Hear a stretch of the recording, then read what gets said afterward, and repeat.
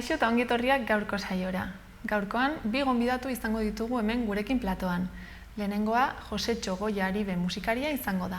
Eta ondoren, Amaia Izko etorriko da, Irantzuko Lurrak elkarteko kidea. Orain, has gaitezen saioarekin.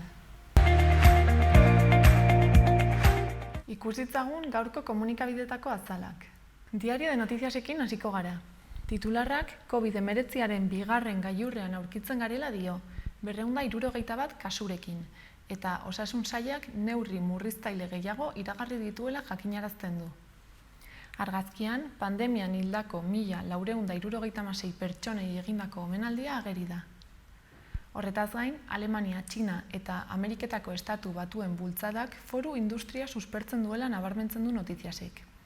Baita Bartzenasi egindako espioitzagatik eskandalua handitu egiten dela ere, eta Casado geroz eta estutuago dagoela. Bestalde, Iruñeko merkataritza aktibatzeko 130% deskontu bonuak eskuragarri izanen direla aipatzen du azalean. Gai aldatuz, osasunaren bezaren kasua, epaiketa eta kartzelan sartzea eragozten duen akordioa lortzeko zorian dagoela jasotzen du komunikabide honek. Kirolekin jarraituz, Brasanak 3 hilabeteko bajan egonen dela jakinarazten du, Sorbaldako ebakuntza baten ondorioz. Eta amaitzeko foru gobernuak zirkuituaren zorra 1,2 milioi eurokoa dela adierazi duela azpimarratzen du. Diario de Navarra pasako gara. Titularrak osasun sailak familiarekin eta lagunekin bilerak bertan bera uzteko eskatu duela azpimarratzen du, kasuak ugaritzeagatik. Argazkian, Iruñeko 1.466 pertsonari egindako omenaldia ageri da. Gainera, Nafarroan lehen hezkuntzako ikasle batek positibo ematen badu, ikasgela osoak 40 aldia egin beharko duela jakinarazten du. Baita Nafarroan, orain BPGA 10,2 jeistea aurreikusten dela ere. Horretaz gain, Iruñeak bihar merkataritza bonuak estreinatuko dituela aipatzen du. Baita uztailaren 31 izan zela Iruñeko ur kontsumo handieneko eguna. Bestalde, fiskaltzak PPko goi karguak Bartzenasen espioitzan inplikatzen dituela nabarmentzen du egunkari honek. Kiroletan aldiz, Darko kirofanotik igaroko dela jasotzen du. Bestetik, Lamsek Nafarroako zirkuituan 600.000 euroko zorra utzi zuela jakinarazten du. Eta bukatzeko, Helvetiak denboraldia gaur hasiko duela aipatzen du, Barsaren aurka jokatuz. Gararekin jarraituko dugu. Titularrak Sánchezek Gonzalezen heriotzagatik sentitzen duela dio, baina ez duela akatsik ikusten. Argazkiaren bidez aldiz, egiteko dituenak iradokita eta kargudun berriak izendatuta, gobernua martxan dela jakinarazten du. Bestalde, pandemiak, komisioek eta errepresioak batasunaren aldeko diada bat baldintzatzen dutela aipatzen du. Horretaz gain, kutsatuak Nafarroan deskontrolatzen direla eta Euskal Autonomia Erkidegoan egonkortzen direla dirudiela jasotzen du gara gaurko azalean. Eta amaitzeko, Johnsonek Europar Batasunari egindako eskaintzak gobernu Britaniarra banatzen duela nabarmentzen du. Berria ikustera pasako gara orain. Albiste nagusia Eusko Jaurlaritza berriko sailburuen karguaren zinegitea da. Gai aldatuz, zioetan gero eta gaixo gazteagoak daudela azpimarratzen du azalonek.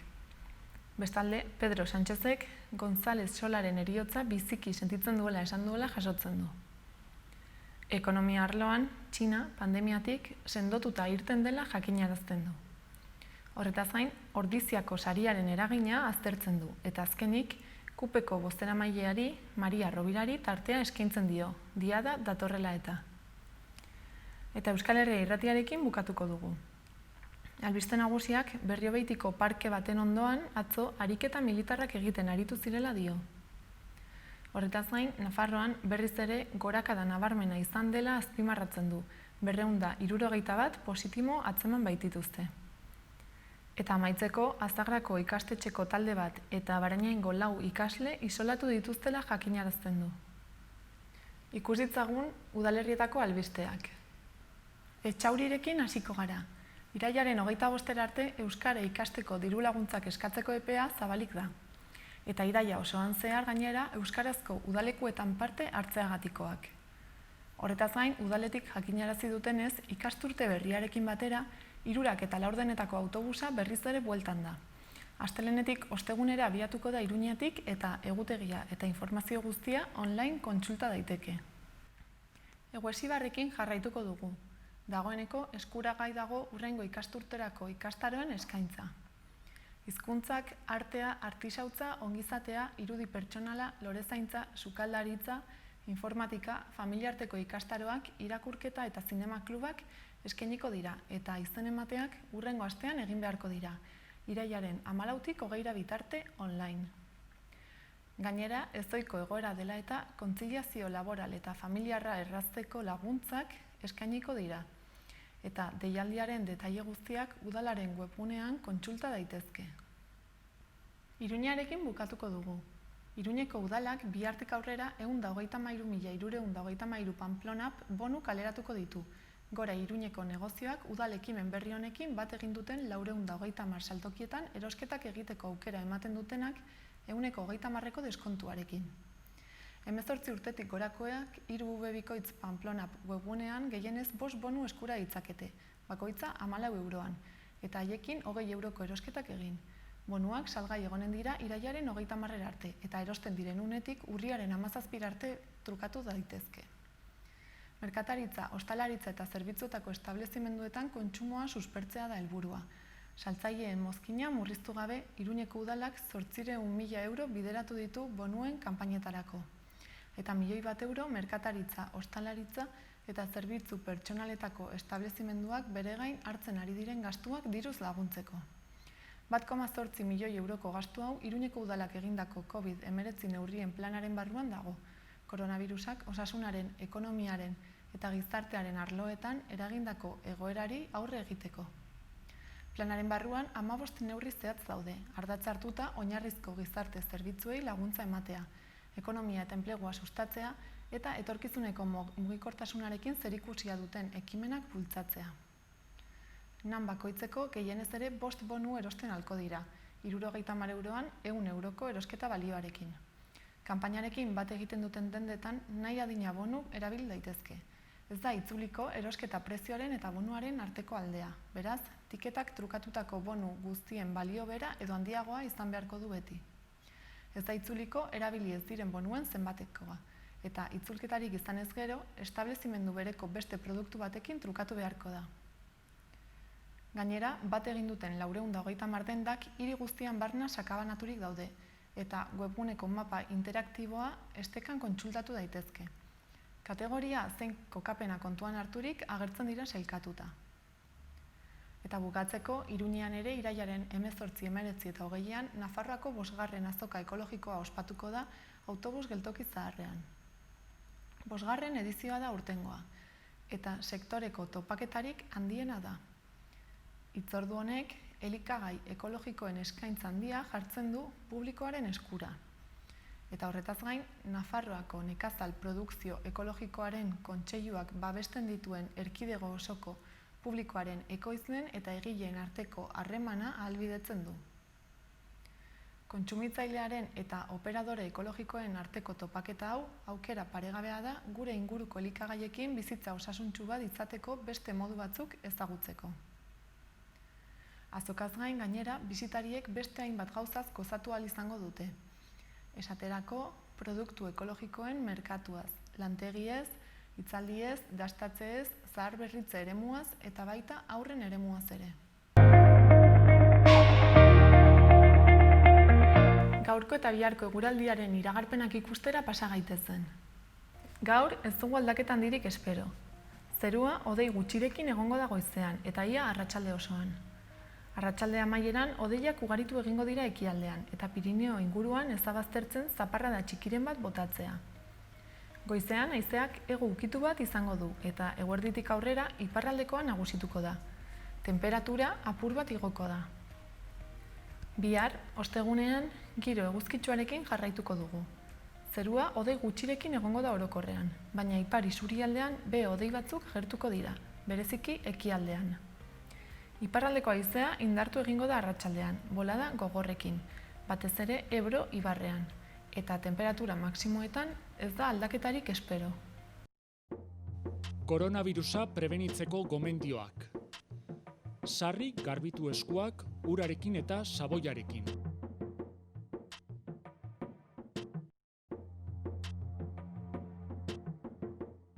Estul edo doministiku egitean, ahoa estali besaurrearekin edo mukizapi batekin. Botatzeko mukizapiak erabili, eta ondoren zakarrontzira bota. Arnas sintomarik baduzu eta infektatutako pertsona batekin kontaktuan egon bazara, etxean geratu eta deitu 112 telefono zenbakira. Beste ez zalantzarik baduzu, deitu 948 290 290 telefono zenbakira. Gobierno de Navarra. Nafarroako gobernua. Goazen orain gaurko efemeridekin. 1828ko irailaren 9 Leo Tolstoi errusiar idazlea jaio zen. Horretaz gain, gaurko egunez ere, 1906an Pietro Francischi italiar zinemagilea jaio zen. Bestalde, 1976 urtean, Mao Zedong, Txinako alderdi komunistako buruzagia eta Txinako presidentea hil zen. Eta bukatzeko, gaurko egunez duela 9 urte, Josep Terms, kataluniar historialaria, 19. eta 20. mendeetako kataluniar langileen mugimenduan espezializatua hil zen.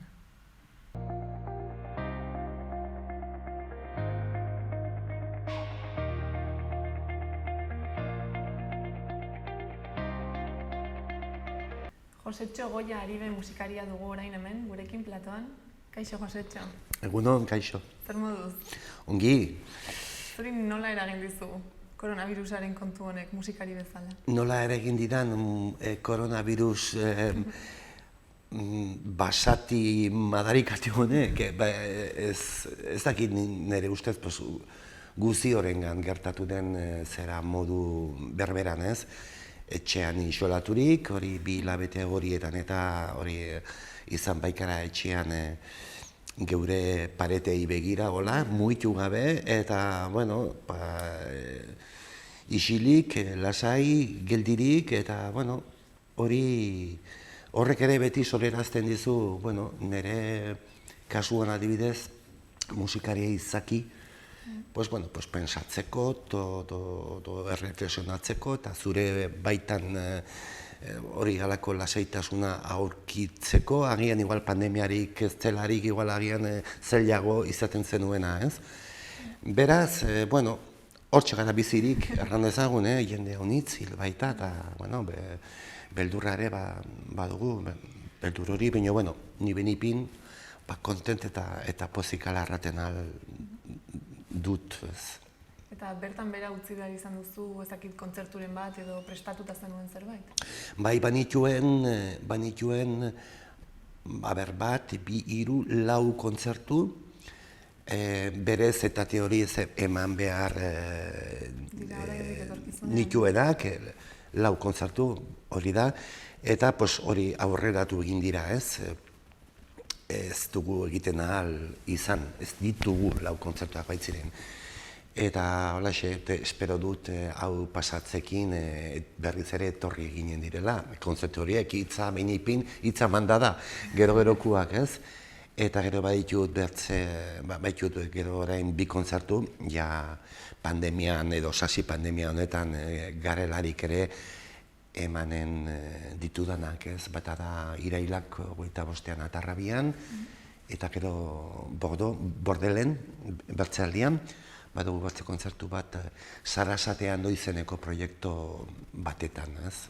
Eta zertan datza proiektu honek Sarasatean?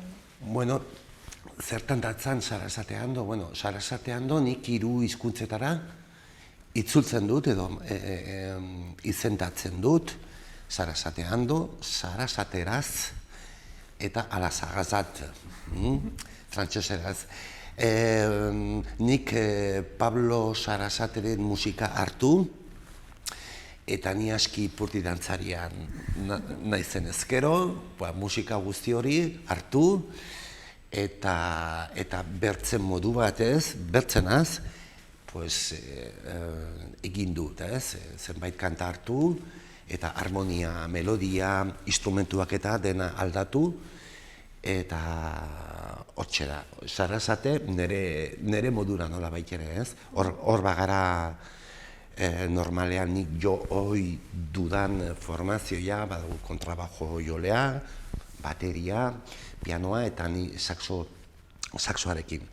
Eta hori da nire azken lantxoa, lana handia ezpetakinik, Sarasatean no Sarasateraz, alasagazat izenekoa eta kontent naizena. Eta zergatik aukeratu zenuen Sarasate? Zuretzat berezia da? Karo, Sarasate, ni Iruñako semia naiz, betidanikan Iruñako parte zarreko karriketan barrena beti ibiltari aratu nat, eta nola ez, Sarasate beti entzuten aritu izan naiz, ez? Erran nahi dut gu Iruñarrok edo Nafartarrok beti Sarasate musika hor beti aski agerian izan dugu, ez? Aski agerian eta belarritan beti, ez? Eta nik Sarasate hartu egin dut, bertze modu bateko Sarasate hau erran dizudana, lehen eta lehenik gustoko musika nuelakotz, eta bigarrenik behin gustatuz gero, eta gero hor ene baitan edo dudan edo daramadan aur biurri honek gustoko gauza bat hori nik hartu nuena Sarasaterena, hots, mugitu nahi, nola baitere bertzen modu batez egitea, da alako, ez dakit nola erran dezaran edo erran dezagun transgresio bat, ez? Nola baitere. Hori da egin dudana. Gustatu zitzaidalakotz, alde batetikan, eta gero bertzalde batetikan, hori nik gauzak bertzen modu batez azaltzea maite dudalakotz, ez? Zuk jazz estiloa, ez, jotzen duzu? Bai, ala diote. Jazz estiloa, ez duzu horrela? Bai, ez, maite dut, bai, jazza. Bai, jazz hitzak, jazz estiloak, hori berez, bere definizioaren barne, jazz, horrek beti eramaten gaitu, nolabait ere, improvisazio mundua, hor dagoela adierazi egiten digu jazz hitz horrek. Beraz, gauzak horrela, improvisazio variable hori edo joera edo jokera hori beti bada nik egiten ditudan formazio eta musika guztietan, improvisatzea, ez? Beraz, jazz puntxo hori badu. Ez da Ipar Amerikako beltz kutsuko jazz tipiko hori, baina bai beltzen gandik, haunitzik hasi dugu, beraz, improvisazioa beti hor aski nabargarria da, ez? Nola bertsolariak improvisatzen duten, nik ere improvisatzu egiten du, ni bertsolari bat agian, naiz, ni bertsolari txarra bai naiz, baina saxoan hobekixoagoa naiz bertso munduan baino, beraz nik improvisatu egiten dut, baina nik uste badagoela nunbaiteko kidetasuna bertsotan ibiltzen direnak, eta gu musikariok, gu jazz, pixko eta arlo horretan improvisatzen ari garenon tartian, ez? Gora biba improvisazioa, ez? Horren zuk improvisatzen duzu, baina gero ere oinarritzen zara, ez? Adibidez kasu honetan Sarasateren lanetan. Hori da. Normalean musika egiten dugularik edo guk improvisatzen dugula, erraten dugularik beti nabarmendu edo kontutan hartu beharra da, ene ustez, gauza bada variazioak eta eritea, emandako melodiaren ondoan gainezkatu, atzezkatu, hotxi gora bera, melodia beti aski nabargarria delarik, eta bertze gauza bada improvisatzea. Improvisatzea da melodia hori hartu, azpimarratu egiten dugu melodia hori, baina gero bagoaz, baina oso modu sakonean arrainen ezake, ez? Eta modu sakon horretan guk hartzen duguna gero hori improvisazio mundu horretan barrena ibiltzeko eta melodia, harmonia, ritmo, hainbat eta zenbait musika variablekin badu zerikusia. Ez da variazioak egitea, baizik eta improvisatzea. Bueno, hori esplikatzeko gauzarik politena da justu jotzea, aditzea eta jendeak erran dezala, hori improvisazioa da, hori da variatzea, ez? Gero, gure edo nik orain definitutako improvisazio bide honetan, eta zuk ederki erran duzun bezala, gero azkenean berriz ere bueltatu, etxera, ez? Gero melodia jatorrizko edo lehenik harturiko melodia hori berriz ere hartu egiten dugu, ez? Halako ibilaldi musikala egindakoan, ez? Horrela, azaltzen duzun moduan, badirudi zure musika pixka bat musika zulertzen duen edo badakien jendearentzat dela? Ez, bat ere, guk musikariok, beti musikariok, eta nik uste arte arloan, nik uste dut badugula artistok amankomuneko irizpide bat, nik ala pensatzen dut, izan dira ados ez direnak, baina aurrak eta jende zaharrak hori publiko hori koberena da. Ez baita entenditu ulertu behar. Ez baita musikaz jakituna, ez baita kontserbatorioan zenbait urte eman behar. Musika, ala nola edozein arte mota, zuk sentitu egiten duzu, edo ez duzu sentitu egiten. Zuk ikusten edo aditzen duzunak unkitu egiten zaitu, edo ez zaitu unkitzen. Baldin eta jakituna zaren ere, edo ez. Beraz, ez da, ententu behar, abandonatu zure burua, ikusi entzun, gustokoa bai, gustokoa ez ez. Eske nik ez baitut entenditzen egiten eta zaila da, ez da ententu behar. Gustora izan do, gustora ez izan. Gauza guztietan bezala bizitzan, ikusten literaturan ere, gu ez gara idazleak, ni benipin ez naiz idazlea, eta bada zenbait liburu unkitu egiten dautenak, eta bada ere, bat ere unkitzen ez nauen libururik, eta horretarako ez dut literatura karrera egin behar izan, ez? Eta zure musika entzuten dutenean, adibidez, aurrek eta amurek zer esaten dute? Bueno, pues badira aurrak maite dutenak, badira aurrak maite zutenak, eta gauza bera, jende zaharra den arlo horretan, gauza bera hori da. Ez baitugu inola ere publikoa edo entzunlego guztiak kontentu behar, hori enetako akats handia bat. Nik gauza bat egiten dut, egin nahi dudalakoz, puntu. Nik behin gauz hori egin dudalarik, gustagarria gertateke, do ez. Kitxo, ez? Erran nahi dut guk egiten ditugun gauzak artistok edo musikariok, jendeak kontent dadin egiten baldin badugu, ene ustez ez gara benetan, nolarran, ez gara benetan geure nortasunaren muinean zintzotasun horretan, ez? Adibidez, bada hitz bat komertzial, ez? Musika komertziala, edo ez dakiz zer komertziala, hor nunbait lehenagotikan erreten duzu, zer egin behar ote dudan, pentsatzen duzu, jendeak kontent dadin, jendeak kontent dezadan, ez? Eta hor bertzelako variableak dira.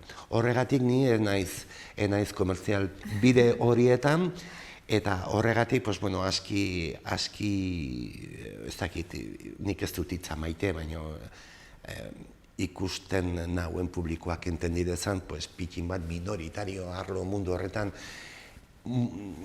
bizi gara, kontent, beti ere. Eta orduan zuk pozik elitzen zara, ez? Zuk egiten duzun. Bai. Adibidez, entzuten badituzu zuk lehenago egindako lanak, nezaita argitzen zara? Bai, galdera ona. Hau badakit esaldi topikoa dela arte edo nire kasual munduan ibiltzen garen ontartean, ez baikara sekulan ase gelditzen, ez? Beti, beti balitz eta balego, ez? Baina, karo, balitz eta balego erraera zaharrak dioen bezala, balitz eta balego menudo jaleo, ez?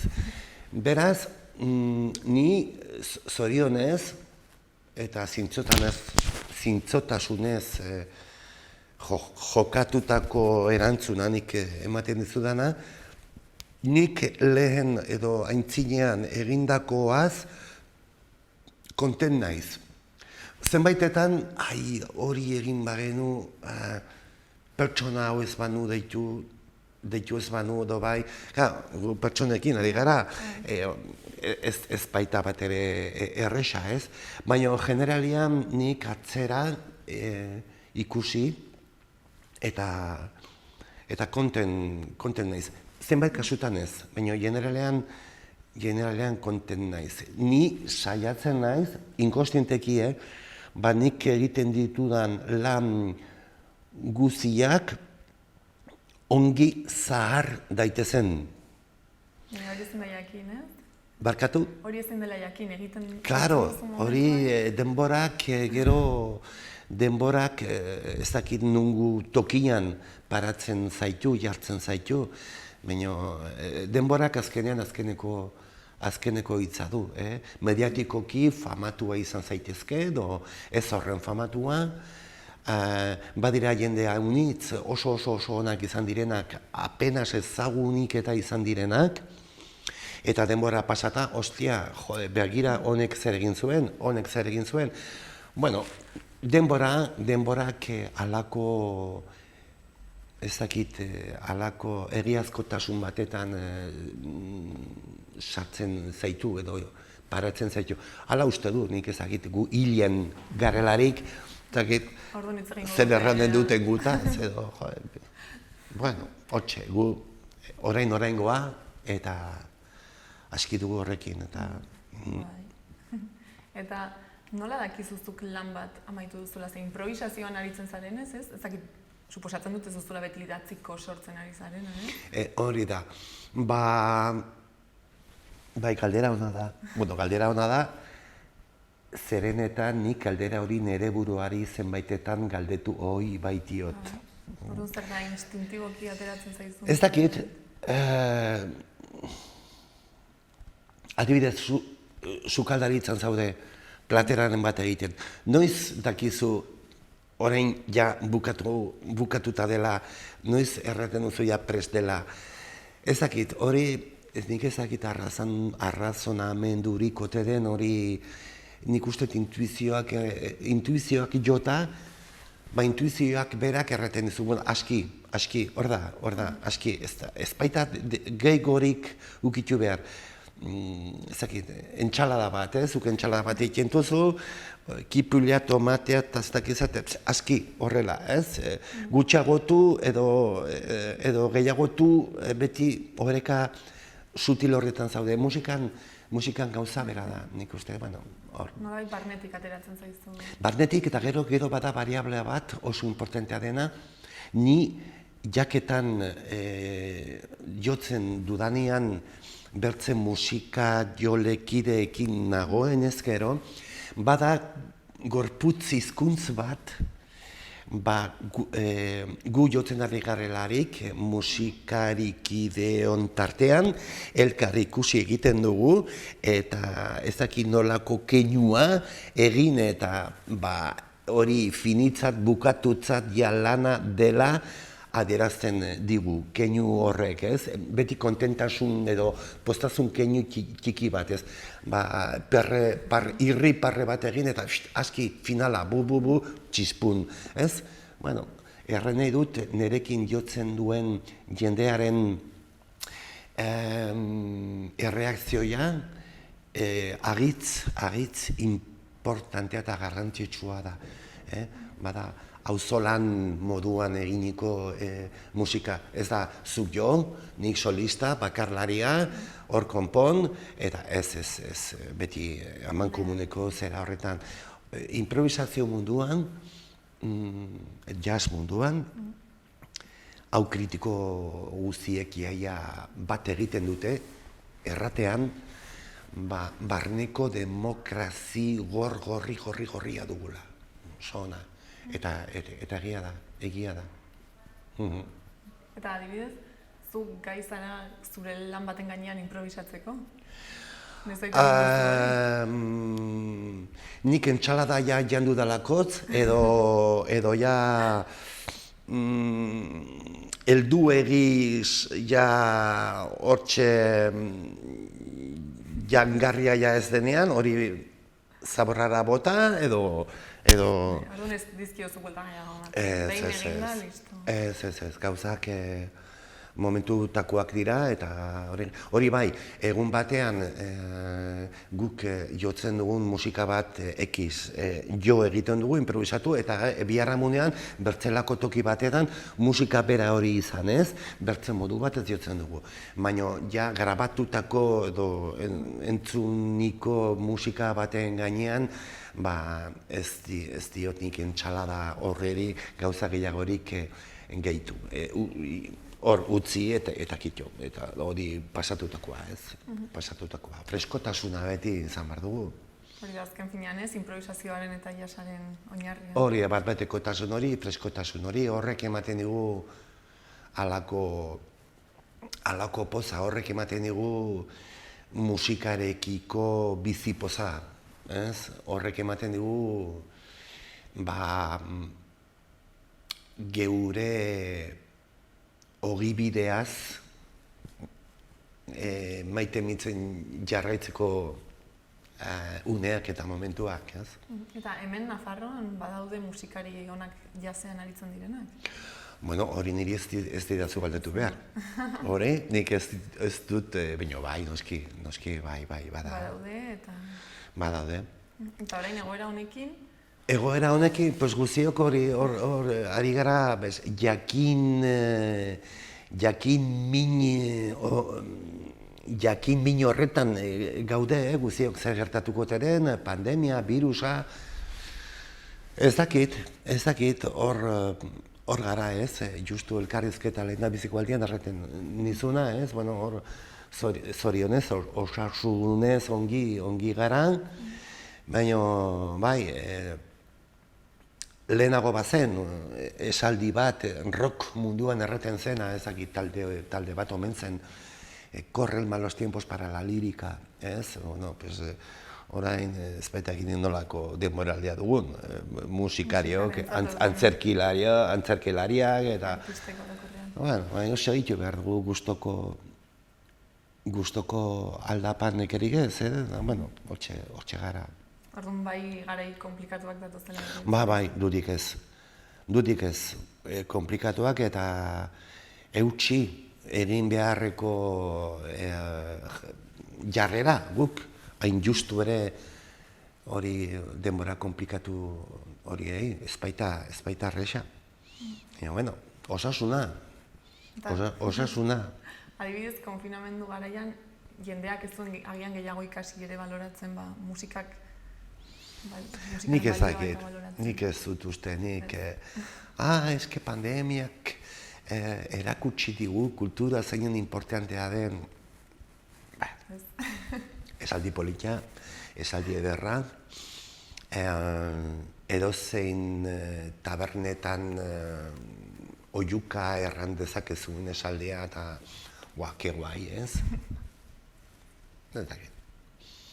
Nik uste pandemia baino lehenago zuk ipurdiaz baldin baduzu mugitu gauzak ikusteko eta musika, teatro, antzerkia, nik ez dut uste pandemia izateagatikan kultura arloan asko zere zaletuagoa hola bilakatuko duzunik zure burua, ez? Hau da, pandemia pasata hobeagoak izanen gara eta haunitz ikasi dugu, ez dut uste haunitz ikasi dugunek. Gero dirua etorri, edo dirua etorri, edo onki izate hori berriz ere etorri, berriz ere justu pandemia hasi baino aintzin, baino lehenago, geunden modura bueltatu egiten gara, bueltatuko gara, ez dakinik, nien naiz soziologoa, baino ene uste apalean, ez? En fin, demorak erran bezala, demorak erranen digu nora goazen eta zer eginen dugun eta zer gertatuko den, ez? Eta kultura bultzatzeko edo laguntzeko zer egin beharko litzateke? Zer egin beharko litzateken kultura bultzatzeko, nik ez baitakit nire rola, ni musikaria naiz. Eta nik musikari bezala, nik nahi dut nire musika oholtzetara edo eskenatokietara eramateko laguntzak behar dugu, eta ni musikari bezala bakarrikan errandezaketan gauza bakarra, gauza da hori, gu ez lagundu, enaiz hemen eskale moduan ibiliko, ez gara eskale moduan ibiliko, baizik eta, hori politikarien esku, kontutan hartzeko gauza, kultura importantea dela, eta musika barne. Musikariok barne ere, hortxe da, ni musikaria naiz, nire lan egiten dut, gero hor konpon, hor gero-gerokuak, gero bertze erranditzagun politikariak eta kulturteknikariak eta horiei bait dagokie guk egiten duguna mugitzea, ez? Ni aski dut, konposatu, jo, lagunak deitu, entsaiatu, joan, etorri, oholtzetara, hori eskenatokira igo, hori beldurra sorerazten baldizu, justu kontzertu bat hasi baina lehenxago, 5 minuto lehenxago, erraten diozu zure burua, nork erran ote dit, ni musikaria izan behar nuela, ez? Baina, hori ala da. Ni imaginatzen dut lantegi batetara joaten den langilea, sartu baino 5 minuto lehenago agian izanen du, behar bada ikargarrizko gogo handiak ez dibaiteko, ez? Erren edo, beti badugu, ez dakit beldurra hitzaren, hori bertigo pixkot hori, ez? Baina, ona omen da. Ongi egin nahi duzunaren, ez? Seinalea, ala izan dadin, ala gertatzen baita. Eta orain, irailaren 25ean esan duzu kontzertua emango duzula Atarrabian? Hori da. Eta joaten den pertsonak zer aurkituko duan edo zer aurkituko duen gure kontzertura joan den pertsonak. Ez dakit. Joan behar da, ez? Joan behar da, eta gustatu ez gustatu, eta, internet mundu honetan, orain bizi garen mundu honetan, nik uste gauza ona dela, nik moralizatuko dut, pixkote, orain. Nik uste gauza ona dela, ipurdia mugitzea, hau da, zure etxetik ateratzea eta gauzak sentitzea, ikustea eta bar. Aski atxekiturikan gaude beti irudiei interneta, ni xaloa telebistaren alde beti, kasu. Eta mila eskera unitz, inbitatzeagatik, ez dezadan ahantz hori. Hori joan mugitzea sorprenditzen ustea zure burua, bada kontzertu bat Sarasatean ez dakit, nik gaur ez dut itzordurik lagunekin, planik eta joan naiz. Nik uste hori politia dela. Gaur egun nik uste evento edo espektakuloetara joan baino lehenago norabaitere informatu nahi dugu zer den, nor den, zer eginen den, nortzu arituko diren, eta nik ez baitakit hori oso ona den, nik uste zure burua sorprenditzen usteak gauza politia dela. Adibidez, banoa zinera, ezakit, pelikula hori azala ikusita sartuko naiz ikustera. Orduan bizitzan ere improvisatzea, bizkal. Klaro, baietz, eske bertzenaz, ikusi behar dut, kritikak zer dioen, nor diren, ti, kago la puta, ja, erraten duzu,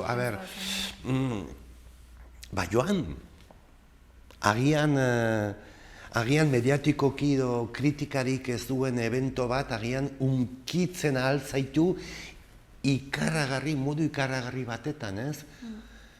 Hori, ez dakit, nik ustet ibilkera edo jarrera edo izakera edo portaera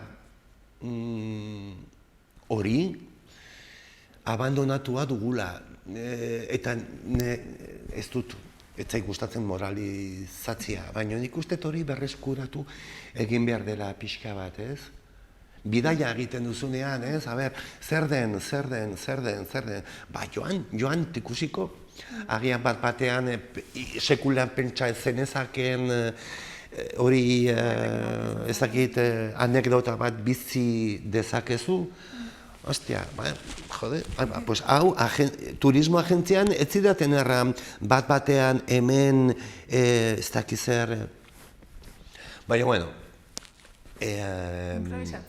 improvisatu eta gero, bueno, ez dezagun ahantz, ba, mendebaldeko zibilizazioan bizi garela. Gu okzidenten bizi gara, eta nola erran, nik gero eta garbiago dut nire buruan ekialdeko parteideak garela, ez? Ekialdeko kultura bertze mundu bada, gu ezkaren kultura hori, ez? Eta nik uste mendebaldeko kulturan garela, eta beraz, mendebaldeko kultura okzidental errene dut, ez? Ongi errena. Mendebaldea da okzidente, hori da. Eta baiteri Iruñako auzo bat, hori da, mendebaldea. Ekialde izeneko auzorik ez da Iruñan, ez? Beira, inventatu egin behar dugu, urbanismo zinegotzeari errenan dugu. Bueno, errene dute mendebaldeko kultura honetan gareno, Parisekoa izan dare, do Londresekoa edo New Yorkokea badugula guk uste baino asko zare gauza gehiago amanko gunean, ez? Bueno, gero badira, en fin, nortasun bereziak eta baina nik uste, ezakit, igual joan egin naiz, pixkot elkarrizketatik, baina ala dut iritzia, ez? Eta orain, etorkizunera begira beste proiekturen batean zabiltza lanean, ala momentuz sarasateando mugitzen saiatuko? Bai, bueno, sarasateando, sarasateraz ala sagazat hori beti mugitu nahian, izan ere, bai jugu hori orain agerian bi kontzertu, eta gero eskutartean badu proiektu berri bat, bada idazle bat, Donostikoa dena, Julio Villar,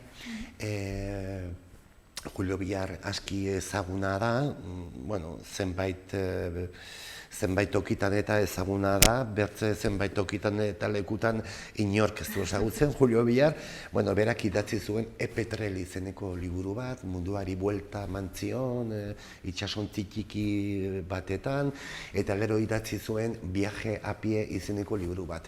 Viaje a pie izeneko liburu hori, bueno, ikaragarri polita da, orain dela 25 urte hola nik eskuratu nuen liburua, unkitu ninduena, nik idazlea Julio Villar Donostiko semea ezagutzen dut, eta zenbait, Viaje a pie izeneko liburuaren zenbait pasarte hartu, eta musikatzen ari naiz, ez? Beraz, izanen da literatura gehi musika, literatura eta musika hori uztarturik halako, ezakit, kontzertua entzunaldia, ezakit zer izaten den.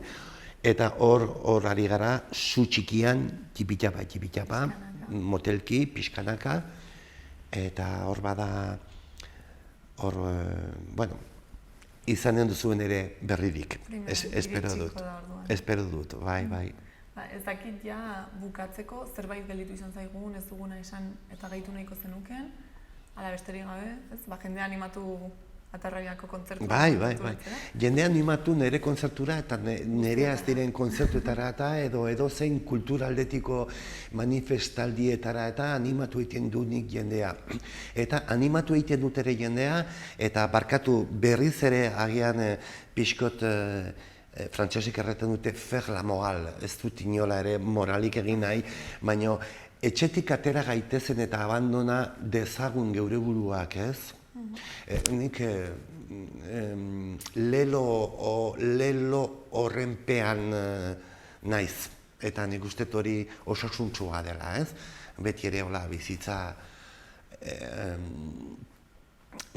ikus, senti, bizi ahal gaitezke, ahal dezakegu ere halako nolarran txinparta, txispa, biskote, bizitasun puntxu horrekin, eta hori beti ere ongi etorria, ez? Bizitasun. Piperra biskote botatzia, ez? Zergatik ez? Mila esker orduan. Mila esker zuri. Tortzeagatik plazer bat izan. Mila esker zuei. Eta nahi duzunen arte, badakizu, hurrengo lana aurkezten duzunean. Hementxe izanen nauzu, izanen nauzue. Eskerrik asko. Koronavirusa prebenitzeko gomendioak.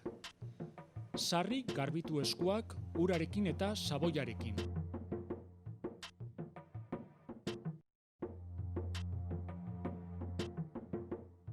Estul edo doministiku egitean, ahoa estali besaurrearekin edo mukizapi batekin.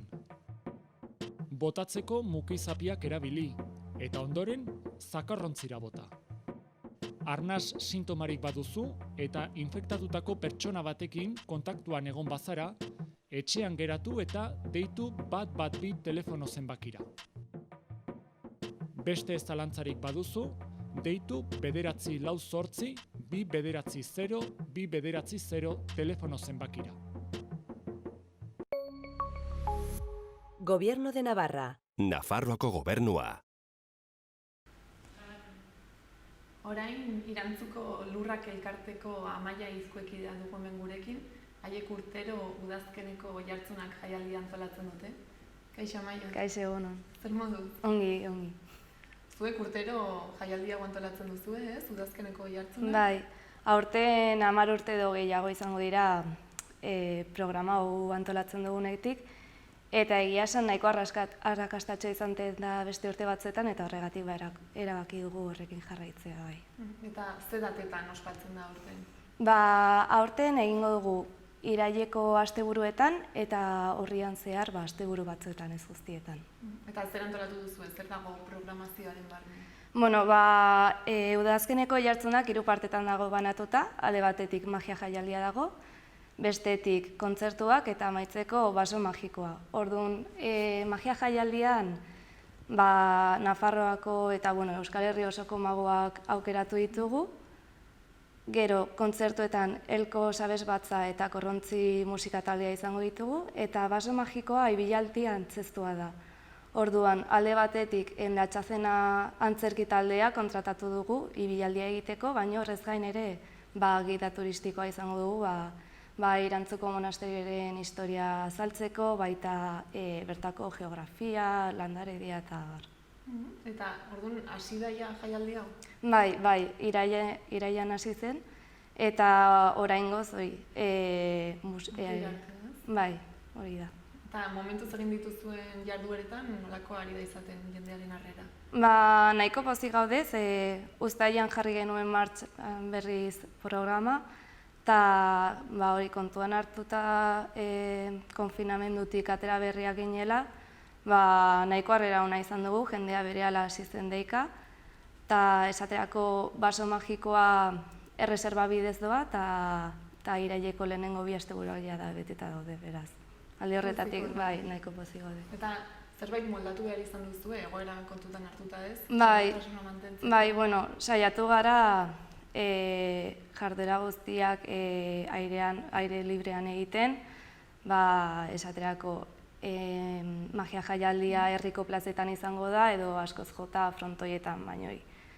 Ahalik eta leku ireki gehienetan egiten, gero magia jaialdia eta kontzertuak eserita izan beharko dute, beraz, aulkia jarriko ditugu eta metro eta erdiko distantzia ikusle batetik bestera. Eta, horrez gain, maskara ere derrigorrezkoa izango da, gela ere eskainiko dugu, bai. Jabituratuta gaude. Bai, eta, aforoa ere murriztu behar izan dugula, ez, adibidez, ibilaldi antzezetan, beste urte batzuetan 100 pertsona ere sartzen ziren, baina aurten erdira murriztu dugu eta 50 pertsona izango dira askoz jota.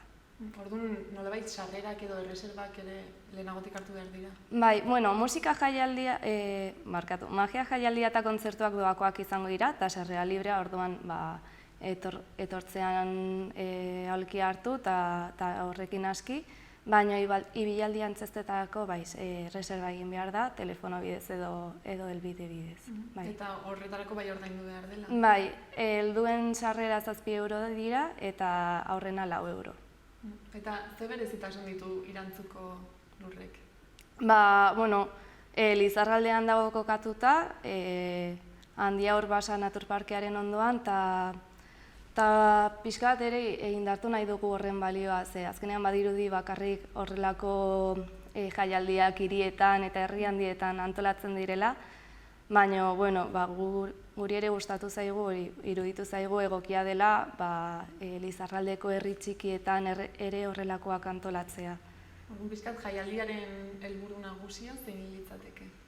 Alde batetik pixka kulturari bultzada hori ematea, ze, orain bizi dugun egoera egia esan, kultura izan da eragin gehien izan duen arloa, ez? Orduan, garrantzitsua iruditzen zaigu espazio bat ematea, bai antzerki taldeei, magoei, musika taldeei, espazio ematea urtean zehar egin dutena erakusteko. Eta bestetik uste dugu, bertan bizi direnen beharra ere dela, ez? Horrelako aisialdia eta kultura eskaintzea herri txikietan. Orduan, gehiago dago zuzenduta herri horietako jendeari, ala baita ere inguruko edo Iruñako kasuntan? Bai, edozein iz, alde batetik egia da publiko berria bilatzen dugula, Iruñatik edo Lizarratik edortzen dena, baina bestaldetik bertan bizi direnei ere horrelako eskaintza ematea, bai. Eta nori dago zuzendua, bereziki ezakit familia, giroari? Pixkat, esan dudanez, 3 dago banatuta udazkeneko jartzunak, orduan magia jaialdia egia da batez ere familia eta horrentzat dagoela zuzenduta, baina esaterako musika kontzertua Elko Sabes Batzak garai guztietako eta musika mota desberdinak jortzen ditu, beraz. Pixka denetarik, eta baso magikoa esan dudana, alde batetik antzerki talde bat daukagu, eta hori igual aurrei zuzenduta dago, baina bestalde ere Gia turistiko. Bai. Nire historia eta gehiago helduei bideratutako zerbait ere izan daiteke. Bai, hori da. Eta iazko edizioarekin konparatuta, aurten ze berrikuntza daude? Beste urte batzuetan batez ere antzerkian jarri dugu arreta, ez? Eta aurten erabaki dugu magia jaialdia antolatzea, hori berria da. Eta, magia jaialdiaren barne egia da antzerkia ere sartzen dela, baina monologoak ere badaude. Eta iruditzen zaigu modu horretan ere publikoarekin harremana eta indartu egiten dela. Ze parte hartze handia dago eta hori izan da. Bizkabat joan zarete programazioa zabaltzen. Bai. Esparru berrietara. Hori da. Eta aurtengo programazioan bada zerbait bereziki gomendatuko zenukena, ezak jarduera ez? Horrela, aipagarriren bat? Bai, batez ere musika kontzertuak musikaz aparte, Elko Sabes Batzak Egiarteko Andra Mari Elizaren atrioan egingo da, beraz musikaz aparte lekua ere nahiko polita dela bertan egiteko, eta gero Korrontzi musika taldea folk musika jotzen duela, trikitisekin, eta nahiko polita iruditzen zaigu hori ere. Eta planteatu zenuten egungo egoerarekin agian atzeratzea, ala bertan bera guztia, ala beti izan zenuten argi jaialdia ospatu nahi zenutela? Esaterako baso magikoa udaberrian eta udazkenean geneukan pentsatuta egitea, udaberrikoa bertan bera geratu zen eta uztailean egin genuen. Baina, bai, uste genuen egoera honetan oso garrantzitsua zela horrelako jaialdiak mantentzea, agian ez hainbeste jendeentzako, baina garrantzitsua da horrelako gauzekin jarraitzea ez, eta bestela. Eta jaialdi hau eta gero etorkizunera begira jarraituko dituzu ez? Bai. Hori da intentzia. Gero ikusiko dugu egoerak uzten digun, baina, bai. Ez dakit ja hori bukatzeko zerbait gelditu izan zaigun esan gabe eta aipatu nahiko zenuken, ala mezuren bat bidaltzea gustatuko litzaizuken? Bueno, horrelako proiektuak ikusi nahi badituzue, Irantzuko Lurraken webgunean ikus ditzakezuela, bertan ipintzen ditugula horrelako programazio guztiak, eta horrez gain beste eskaintza asko daudela. Beraz, animatzeko pixka kuskuseatzera. Bai, ez, egoera hau izan da ere, lanak egiteko aukera dagoela. Bai, hori da. Mila esker, Amaia etortzeagatik, aurrengora arte. Bai. Koronavirusa prebenitzeko gomendioak. Sarri garbitu eskuak urarekin eta saboiarekin.